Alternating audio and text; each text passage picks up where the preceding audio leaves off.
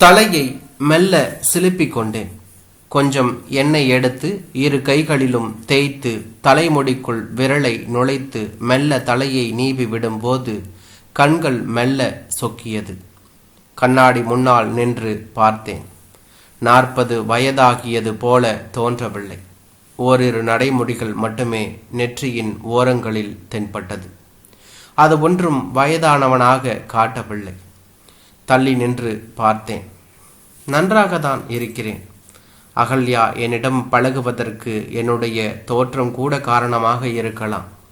முகத்தில் புன்னகையை வரவழைத்து கொண்டு கண்ணாடி முன்பு நின்று மீண்டும் ஒரு முறை அழகு பார்த்தேன் என்றுதான் சொல்ல வேண்டும். டாடி, மகள் என் அருகில் வந்து நிற்கும் அவளும் கண்ணாடி முன்பு நின்று பார்த்தாள். டாடி, இப்பவெல்லாம் அடிக்கடி கண்ணாடி முன்னாடி நிற்கிற, ரொம்ப அழகாதான் இருக்க என்று முகத்தை பழிப்பது போல காட்டினாள். மனம் சற்று தடுமாறியது. சும்மாதாண்டா பார்த்தேன் சமாளித்து. சரி, அம்மாச்சி டிஃபன் எல்லாம் எடுத்து வச்சிடுச்சா பாரு.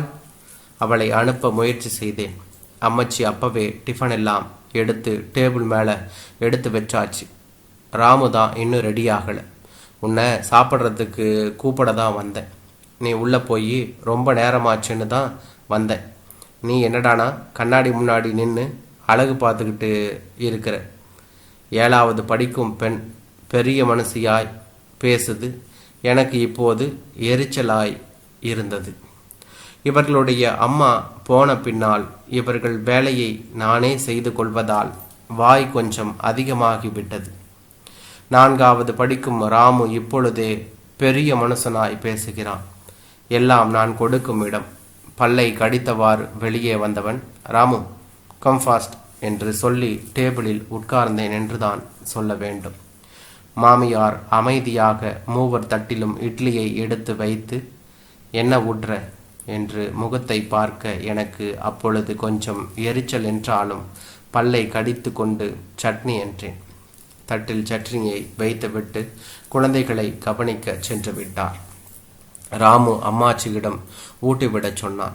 அவர்களும் இட்லியை கொஞ்சம் எடுத்து அவன் வாயில் ஊட்ட இவன் வாயில் வாங்கி கொண்டு ஏதோ சொல்ல அவர்கள் மூவரும் சிரித்தார்கள்.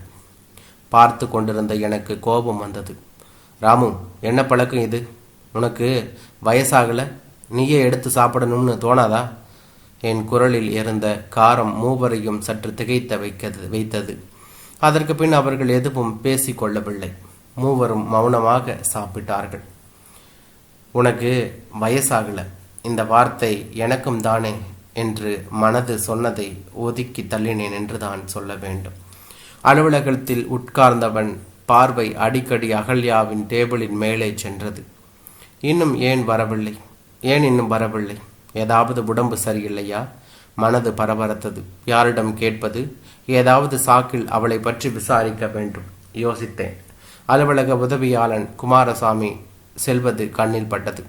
இந்த குமாரசாமி, கொஞ்சம் இந்த பேப்பரை நம்ம அகல்யா டேபிள் மேலே வச்சிடுங்க.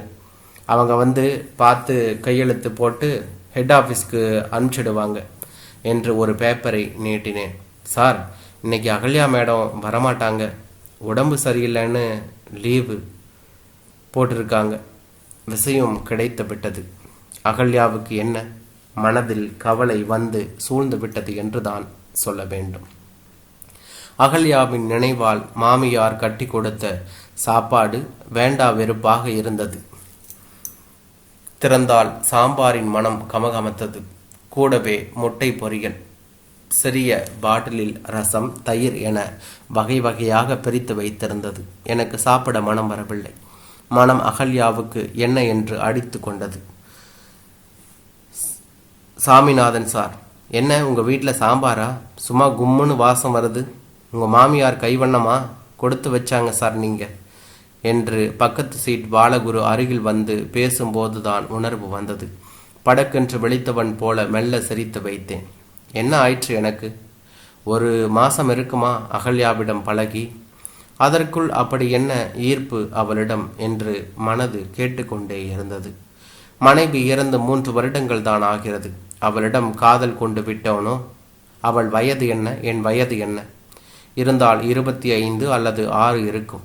அவள் மீது கொண்டு உள்ளது காதல் என்றால் என் நிலைமை என்னவென்று அவளுக்கு தெரியுமா? மனைவியை இழந்து 2 குழந்தைகளுடன் மாமியார் உதவியால் எந்த பிரச்சனையும் இல்லாமல் ஓடிக்கொண்டிருக்கிறேன். அப்படி இருக்கையில் அந்த பெண்ணுக்காக இந்த மனம் ஏன் அடித்து கொள்கிறது? மாலை வண்டியை அகல்யாவின் வீட்டு முன்பு நிறுத்தியவன் தடுமாறினேன். என்ன சொல்லி உங்களை பார்ப்பதாக வந்தேன் என்று சொல்வது? இந்த வழியாக வந்தேன், அப்படியே உங்களையும் பார்த்துவிட்டு போகலாம் என்று வந்தேன் என்று சொல்லலாம். முடிவு செய்தவன் மெல்ல வீட்டு வாசல் கதவை தட்டினேன். கதவு திறந்துதான் இருக்கிறது, உள்ளே வரலாம் என்று குரல் கேட்டது. மெல்ல கதவை திறந்து உள்ளே வந்தேன் என்று தான் சொல்ல வேண்டும். உள்ளே அம்மா அப்பாவாக இருக்க வேண்டும். நடுவில் அகல்யா உட்கார்ந்திருந்தாள். அருகே அவளைப் போல சாயல் கொண்ட ஒரு பெண் அமர்ந்திருந்தாள். அவள் சகோதரியாக இருக்க வேண்டும். வாங்க சாமிநாதன் சார், என்ன அதிசயம், எங்கள் வீட்டுக்கு வந்திருக்கீங்க? எழுந்து வந்தவள் கை கூப்பி வணக்கம் சொல்லி திரும்பி, அப்பா, இவர் எங்கள் ஆஃபீஸில் எங்கள் கூட வேலை செய்கிறவர், ரொம்ப நல்ல மாதிரி, எனக்கு எது வேணும்னாலும் உடனே வந்து உதவி செய்வார் என்று மூச்சு விடாமல் பேசினார். அதெல்லாம் ஒன்றுமில்லை சார், இவங்க கொஞ்சம் அதிகமாக சொல்கிறாங்க. மெல்ல சொன்னேன். சாரி, நிற்க வச்சுட்டே பேசிகிட்டு இருக்கேன், முதல்ல உட்காருங்க சார் என்றவள் மறுபடியும் ஒரு சாரி, எங்கள் குடும்பத்தை உங்களுக்கு அறிமுகப்படுத்துகிறேன். இவங்க என் அப்பா, ரிட்டையர்டு மிலிட்ரி. அம்மா ஹவுஸ் ஓனர். இவ எங்கள் தங்க, ஸ்டெல்லா மேரிஸ் காலேஜில் ஃபைனல் இயர் பிஸ்னஸ் அட்மினிஸ்ட்ரேஷன் படிக்கிறார். சார், காபி இல்லை டீயா என்று கேட்டாள். அதெல்லாம் ஒன்றும் வேண்டாம், சும்மா இந்த வழியாக வந்தேன், அப்படியே உங்களையும் பார்த்துவிட்டு. என் குரல் தயங்கியது. ஓ, தேங்க்யூ சார், இன்னைக்கு நீங்கள் என் வீட்டில் சாப்பிட்டுட்டு தான் போகணும். எங்கள் அம்மா கையால் சாப்பிட்டீங்கன்னா ஆயுசு பூரா மறக்க மாட்டீங்க சொன்னவளை அவள் அம்மா வெட்கத்துடன், சார், இவ இப்படி தான் எதையாவது சொல்வாள் என்றவள் ஏதேனும் கொண்டு வர சமையல் அறைக்குள் நுழைந்தாள். அதெல்லாம் ஒன்றும் வேண்டாம் என்றவனை அவள் அப்பா, உட்காருங்க சார் என்று உட்கார வைத்து காஃபி பலகாரங்கள் முன்னால் கொண்டு வந்து வைத்தார்கள் என்று தான் சொல்ல வேண்டும். எனக்கு சங்கடமாகிவிட்டது. சார், நீங்கள் எல்லாம் எடுத்துக்குங்க, நான் மட்டும் சாப்பிட்டா எனக்கு வயிறு வலிக்கும் என்று ஒரு ஜோக்கை எடுத்து விட்டேன்.